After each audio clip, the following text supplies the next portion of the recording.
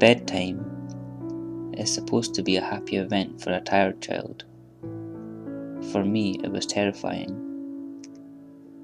While some children might complain about being put to bed before they have finished watching a film or playing their favourite video game, when I was a child, nighttime was something to truly fear.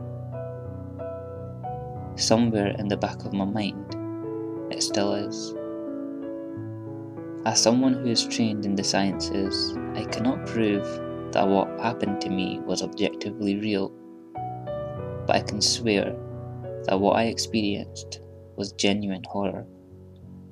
A fear which in my life, I'm glad to say, has never been equalled. I will relate it to you all now as best as I can, make of it what you will, but I'll be glad just to get it off my chest.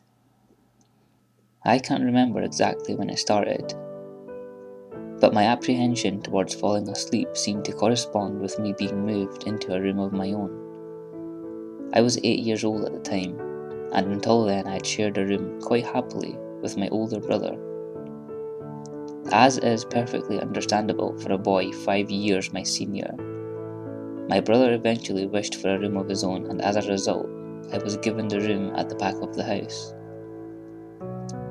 It was a small, narrow, yet oddly elongated room, large enough for a bed and a couple of chests of drawers, but not much else. I couldn't really complain because even at that age, I understood that we did not have a large house, and I had no real cause to be disappointed, as my family was both loving and caring. It was a happy childhood. During the day, a solitary window looked out onto our back garden. Nothing out of the ordinary, but even during the day, the light which crept into that room seemed almost hesitant. As my brother was given a new bed, I was given the bunk beds which we used to share. While I was upset about sleeping on my own, I was excited at the thought of being able to sleep in the top bunk, which seemed far more adventurous to me. From the very first night, I remember a strange feeling of unease creeping slowly from the back of my mind.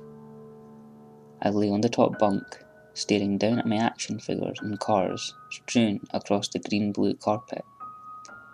As imaginary battles and adventures took place between the toys on the floor, I couldn't help but feel that my eyes were slowly drawn towards the bottom bunk, as if something was moving in the corner of my eye, something which did not wish to be seen. The bunk was empty, impeccably made with a dark blue blanket tucked in neatly, partially covering two rather bland white pillows. I didn't think anything of it at the time. I was a child, and the noise slipping under my door from my parents' television bathed me in a warm sense of safety and well-being. I fell asleep. When you awaken from a deep sleep to something moving or stirring, it can take a few moments for you to truly understand what is happening. The fog of sleep hangs over your eyes and ears even when lucid. Something was moving. There was no doubt about that. At first, I wasn't sure what it was. Everything was dark, almost pitch black, but there was enough light creeping in from outside to outline the narrowly suffocating room. Two thoughts appeared in my mind almost simultaneously. The first was that my parents were in bed because the rest of the house lay both in darkness and silence. The second thought turned to the noise, a noise which had obviously woken me. As the last cobwebs of sleep withered from my mind, the noise took on a more familiar form. Sometimes the simplest of sounds can be the most unnerving. A cold wind whistling through a tree outside, a neighbour's footsteps uncomfortably close, or, in this case, the simple sound of bedsheets rustling in the dark. That was it. Bedsheets rustling in the dark as if some disturbed sleeper was attempting to get all too comfortable in the bottom bunk. I lay there in disbelief, thinking that the noise was either my imagination or perhaps just my pet cat finding somewhere comfortable to spend the night. It was then that I noticed my door shut as it had been as I'd fallen asleep. Perhaps my mum had checked in on me, and the cat had sneaked into my room then. Yes, that must have been it. I turned to face the wall, closing my eyes in the vain hope that I could fall back to sleep. As I moved, the rustling noise from underneath me ceased. I thought that I must have disturbed my cat, but quickly I realised that the visitor in the bottom bunk was much less mundane than my pet trying to sleep, and much more sinister. As if alerted to and disgruntled by my presence, the disturbed sleeper began to toss and turn violently, like a child having a tantrum in their bed. I could hear the sheets twist and turn with increasing ferocity. Fear then gripped me, not like the subtle sense of unease that I had experienced earlier, but now potent and terrifying. My heart raced as my eyes panicked, scanning almost impenetrable darkness. I let out a cry. As most young boys do, I instinctively shouted on my mother. I could hear something stir on the other side of the house, but as I began to breathe a sigh of relief that my parents were coming to save me, the bunk beds suddenly started to shake violently as if gripped by an earthquake, scraping against my wall. I could hear the sheets below me thrashing around as if tormented by malice. I did not want to jump down to safety as I feared the thing in the bottom bunk would reach out and grab me, pulling me into the darkness, so I stayed there, white knuckles clenching my blanket like a shroud of protection. The wait seemed like an eternity. The door finally and thankfully burst open and I lay bathed in light, while the bottom bunk, the resting place of my unwanted visitor, lay empty and peaceful. I cried and my mother consoled me. Tears of fear, followed by relief, streamed down my face. Yet through all of the horror and relief, I did not tell her why I was so upset. I cannot explain it, but it was as though whatever had been in that bunk would return if I even so much as spoke of it, or uttered a single syllable of its existence. Whether that was the truth, I did not know. But as a child, I felt that the unseen menace remained close, listening. My mother lay in the empty bunk, promising to stay there until morning. Eventually, my anxiety diminished. Tiredness pushed me back towards sleep, but I remained restless, waking several times momentarily to the sound of rustling bedsheets. I remember the next day wanting to go anywhere, be anywhere but that narrow, suffocating room. It was a Saturday, and I played outside, quite happily with my friends. Although our house was not large, we were lucky enough to have a long sloping back garden. We played there often, as much of it was overgrown and we could hide in the bushes, climbing the huge sycamore tree which towered above all else, and easily imagine ourselves in the throes of the grand adventure, in some untamed exotic land. As fun as it all was, occasionally my eye would turn to the small window, ordinary, slight, and innocuous, but for me, the thin boundary was a looking glass into a strange, cold pocket of dread. Outside, the lush green surroundings of our garden, filled with the smiling faces of my friends, could not extinguish the creeping feeling clawing its way up my spine, each hair standing on end. The feeling of something in that room, watching me play, waiting for the night when I would be alone, eagerly filled with hate. It may sound strange to you, but by the time my parents ushered me back into that room for the night, I said nothing. I didn't protest. I didn't even make an excuse as to why I couldn't sleep there. I simply and sullenly walked into that room. climbed a few steps into the top bunk, and then waited. As an adult, I would be telling everyone about my experience. But even at that age, I felt almost silly to be talking about something which I really had no evidence for. I would be lying, however, if I said that that was my primary reason. I still felt that this thing would be enraged if I so much as spoke of it. It's funny how certain words can remain hidden from your mind, no matter how blatant or obvious they are. One word came to me that second night, lying there in the darkness alone, frightened, aware of a rotten change in the atmosphere, a thickening of the air as if something had displaced it.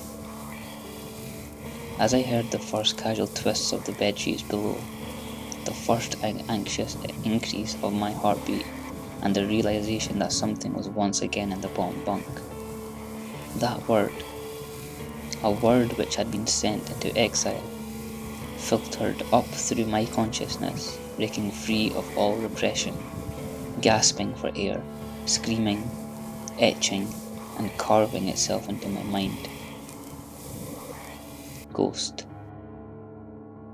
As this thought came to me, I noticed that my unwelcome visitor had ceased moving.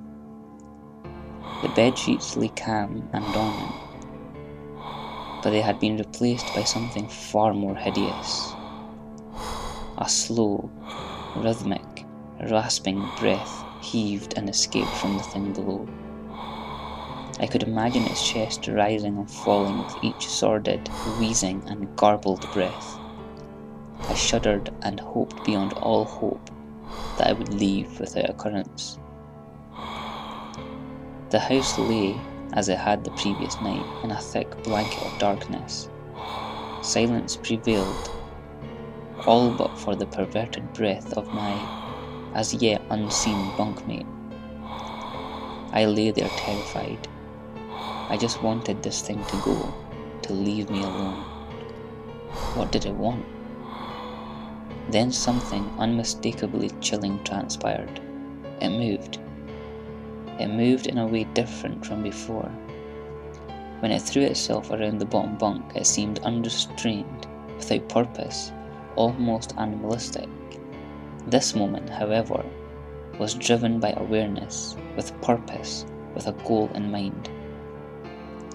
For that thing lying in the darkness, that thing which seemed intent on terrorizing a young boy, calmly and nonchalantly sat up.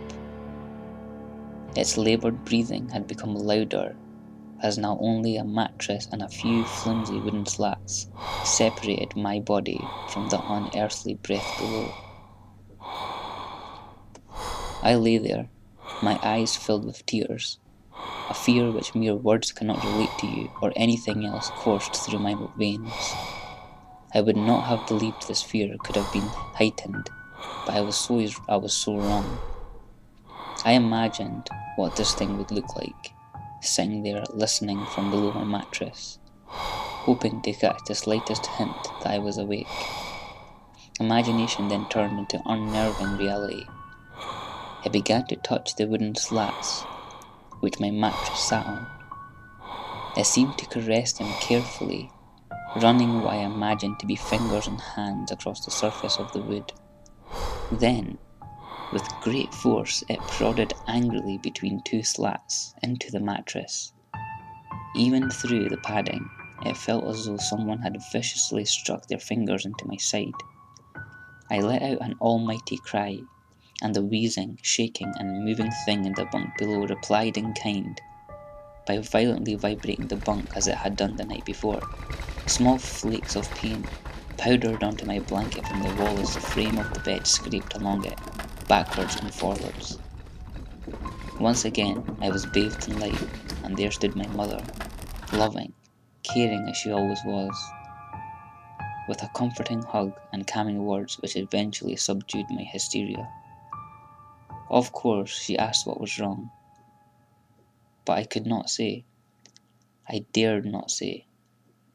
I simply said one word, over and over and over again. Nightmare.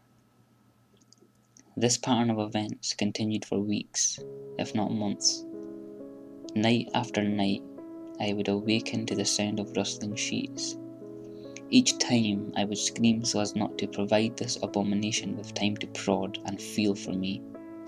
With each cry, the bed would shake violently, stopping with the arrival of my mother, who would spend the rest of the night in the bottom bunk, seemingly unaware of the sinister force torturing her son nightly. Along the way, I managed to feign illness a few times and come up with another less than truthful reason for sleeping in my parents' bed. But more often than not, I would be alone for the first few hours of each night in that place, the room where the light from outside did not sit right, alone with that thing. With time, you can become desensitized to almost anything, no matter how horrific. If I had come to realize that, for whatever reason, this thing could not harm me when my mother was present, I am sure the same would be said for my father, but as loving as he was, waking him up from sleep was almost impossible.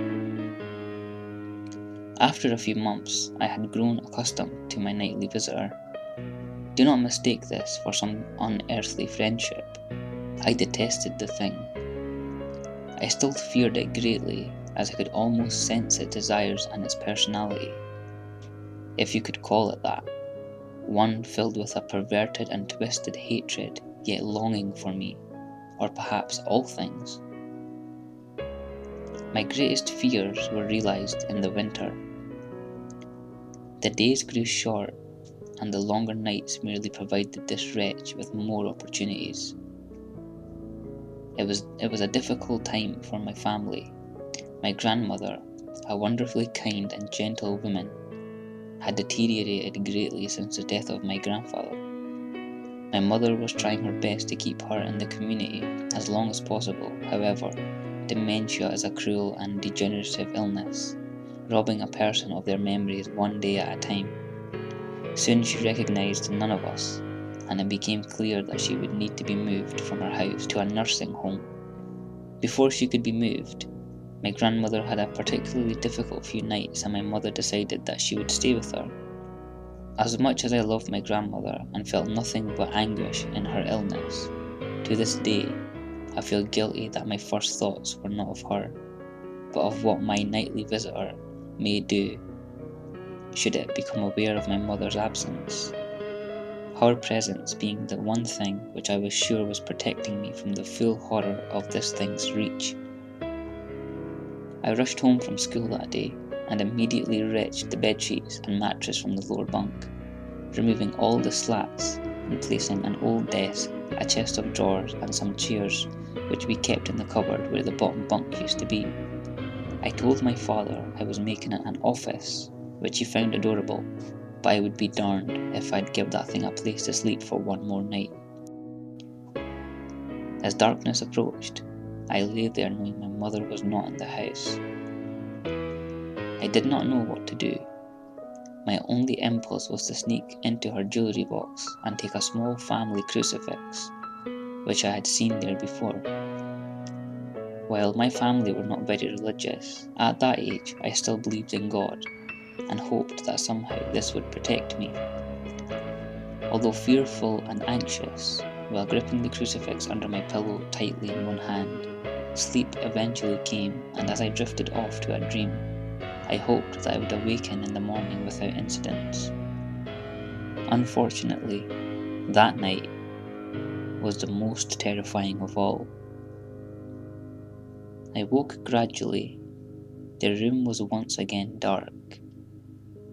As my eyes adjusted, I could gradually make out the window and the door and the walls, some toys on the shelf, and even to this day I shudder to think of it, for there was no noise, no rustling of sheets, no movement at all. The room felt lifeless, yet not empty.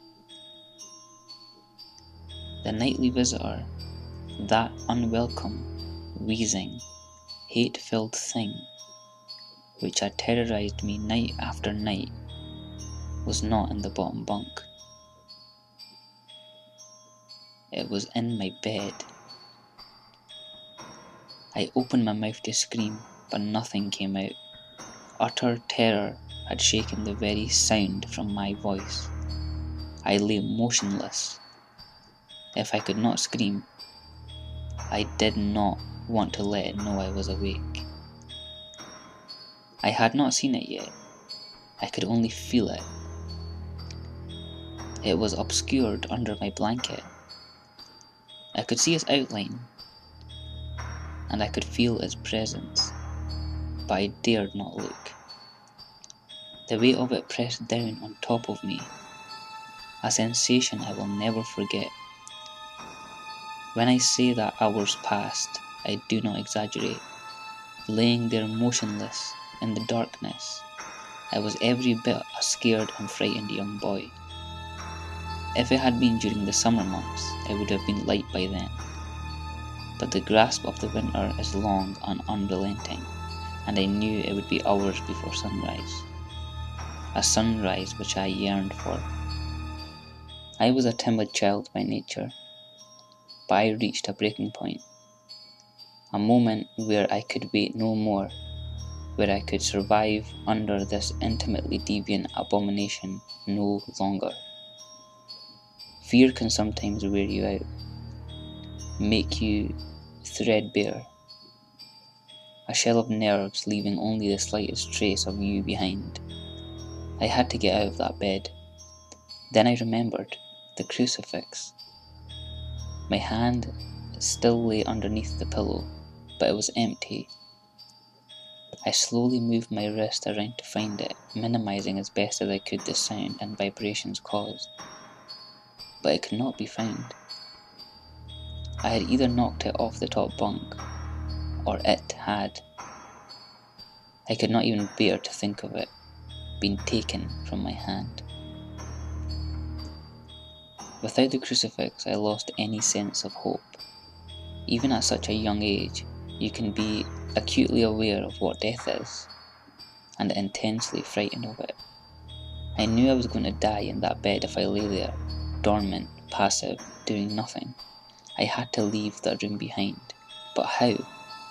Should I leap from the bed and hope that I make it out the door? What if it's faster than me?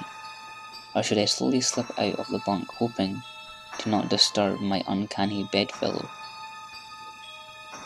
Realizing that I had not stirred when I moved, trying to find the crucifix, I began to have the strangest of thoughts. What if it was asleep?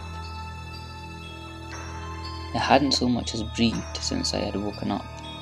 Perhaps it was resting, believing that it had finally got me, that I was finally in its grasp. Or perhaps it was toying with me. After all, it had been doing just that for countless nights. And now, with me under it, pinned against my mattress, with no mother to protect me, maybe it was holding off, savouring its victory until the last possible moment, like a wild animal savouring its prey. I tried to breathe as shallowly as possible, and mustering every ounce of courage I could, I reached over slowly with my right hand and began to peel the blanket off me. What I found under those covers almost stopped my heart. I did not see it, but as my hand moved the blanket, it brushed against something smooth and cold, something which felt unmistakably like a gaunt hand. I held my breath in terror, as I was sure it must now have known that I was awake. Nothing. It did not stir. It felt dead. After a few moments, I placed my hand carefully further down the blanket and felt a thin, poorly formed forearm. My confidence and almost twisted sense of curiosity grew as I moved down further to a disproportionately larger bicep muscle. The arm was outstretched, laying across my chest, with the hand resting on my left shoulder as if it had grabbed me in my sleep. I realised that I would have to move the cadaverous appendage if I even so much as hoped to escape its grasp. For some reason, the feeling of torn, ragged clothing on the shoulder of this nighttime invader stopped me in my tracks. Fear once again swelled in my stomach and in my chest as I recoiled my hand in disgust at the touch of straggled, oily hair. I could not bring myself to touch its face, although I wonder to this day what would have felt like. Dear God, it moved. It moved. It was subtle, but its grip on my shoulder and across my body strengthened. No tears came, but God, how I wanted to cry. As its hand and arm slowly coiled around me, my right leg brushed along the cool wall which the bed lay against. Of all that happened to me in that room, this was the strangest. I realised that this clutching, rancid thing which drew great delight from violating a young boy's bed was not entirely on top of me. It was sticking out from the wall like a spider striking from its lair. Suddenly its grip moved from a slow tighten to a sudden squeeze. It pulled and clawed at my clothes as if frightened that the opportunity would soon pass. I fought against it, but its emaciated hand was too strong for me. Its head rose up, writhing and contorting under the blanket. I now realized where it was taking me, into the wall. I fought for my dear life. I cried, and suddenly my voice returned to me, yelling, screaming, but no one came.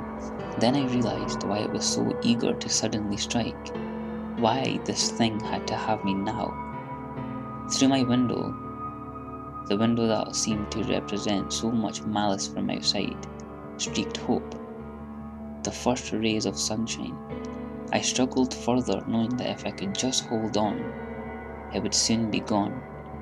As I fought for my life, the unearthly parasite shifted, slowly pulling itself up to my chest, but its head now poking out from under the blanket, wheezing, coughing, rasping. I did not remember its features. I simply remember its breath against my face, foul and as cold as ice. As the sun broke over the horizon, that dark place, that suffocating room of contempt was washed, bathed in sunlight. I passed out as its scrawny fingers encircled my neck, squeezing the very life from me. I awoke to my father offering to make me some breakfast, a wonderful sight indeed. I had survived the most horrible experience of my life until then, and now. I moved the bed away from the wall, leaving behind the furniture I had believed that would stop that thing from taking a bed. Little did I know that it would try to take mine, and me. Weeks passed without incident, yet on one cold, frostbitten night, I awoke to the sound of furniture where the bunk beds used to be, vibrating violently. In a moment it passed. I lay there as I could hear a distinct wheezing coming from deep within the wall, finally fading into the distance. I have never told anyone this story before. To this day I still break out in cold sweat at the sound of bedsheets rustling in the night, or a wheeze brought by a common cold, and I certainly never sleep with my bed against a wall. Call it superstition if you will, but as I said, I cannot discount conventional explanations such as sleep paralysis, hallucination, or that of an overactive imagination. But what I can say is this. The following year, I was given a larger room on the other side of the house, and my parents took that strangely suffocating, elongated place as their bedroom. They said they didn't need a large room, just one big enough for a bed and a few things.